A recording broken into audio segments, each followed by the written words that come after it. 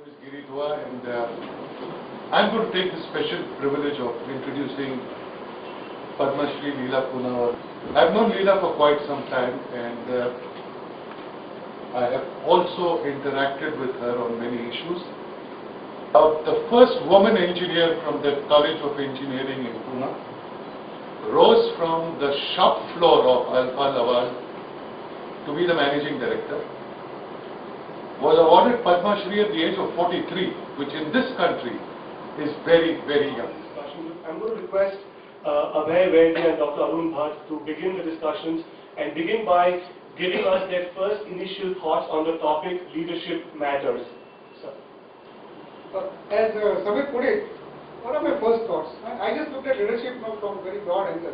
We very often start with something very fuzzy about leadership. We just picked up two quotations. One is from Lao Tzu. Leader is best when people barely know he exists. Not so good when people obey and acclaim him. Worse when they despise him. But for a good leader who talks little when his work is done, his aim fulfilled, they will set very others. This is one definition, that you hardly see a leader working with you or with his team. I'm sure that's not what we are looking for in today's management places. Another which I like a lot, I think we talk about our leaders, like Gandhi, Nehru and Patel. A very beautiful quote from JRD on this, and which I like a lot because it conveys a lot of meaning about what one expects. While I came back from meeting Gandhiji elated and inspired, but a bit skeptical. And from talks with Jawaharlal Nehru, fired with emotional zeal, but often confused and unconvinced. Meeting with Vallabhbhai were a joy from which I returned with renewed confidence in the future of our country.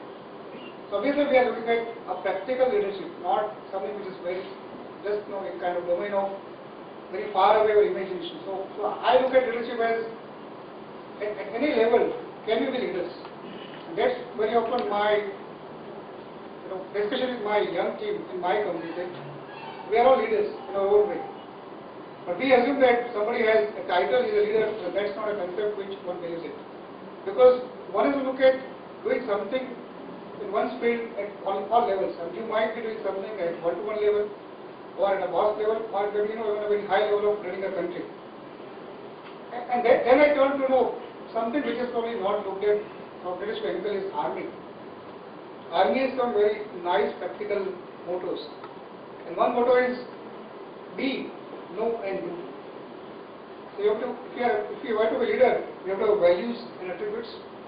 You have to know things, technical aspects, skills, and do things. And what are you going to do? And that's captured very well in their definition of leadership. It's influencing people by providing purpose, direction, and motivation, while operating to accomplish the mission and improving the organization. So very often I think these two things come very often. So vision, direction, and influencing people. Yeah, so I was mentioning about how difficult and challenging it is in the industry that I come from, which is the media industry and the print industry. And the last point I made was about two major industrial groups in this country which tried to enter into this industry and did not succeed. You will be surprised to know their names.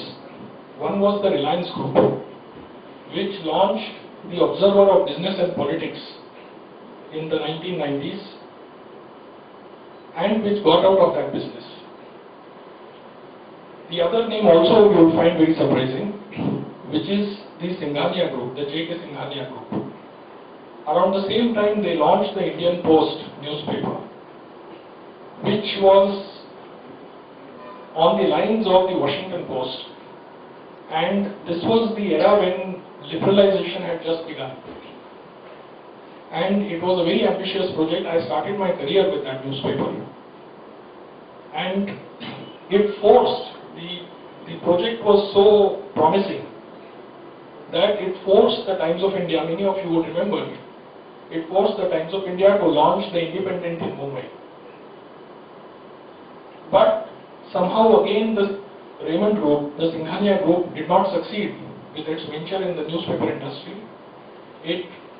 The newspaper folded, and because the competition was no longer there, Times of India also closed the Independent. This is a industry where you have very few success stories. One of those is the Outlook Group, which competed against India Today and which today is a big success. The other group which I must mention is the Diligent Media Group, the group which launched DNA newspaper in Mumbai. This is a joint venture between Zee Television and Dainik Bhaskar, which is in the north. And none of the established media groups of the country, whether it is the Hindu, whether it is the Anand Bazar Patrika, which brings out the Telegraph in Calcutta, or whether it is the Hindustan Times, none of these groups had dared to enter the Mumbai market.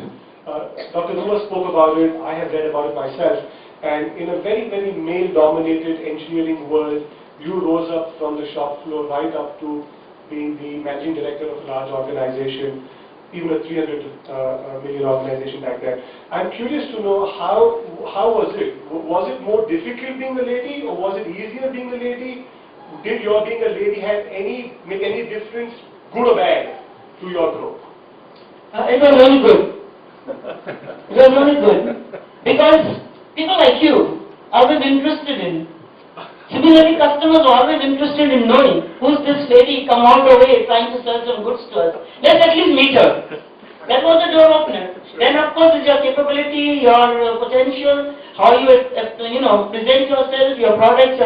I give you example of Sri Lanka. When I was an export manager, before me there was three export managers lost their job. So when I was appointed export manager, in the company how it is, abhi tera time aaya, get ke bahar jaane ko. Because it was very difficult to make a breakthrough in exports in those days.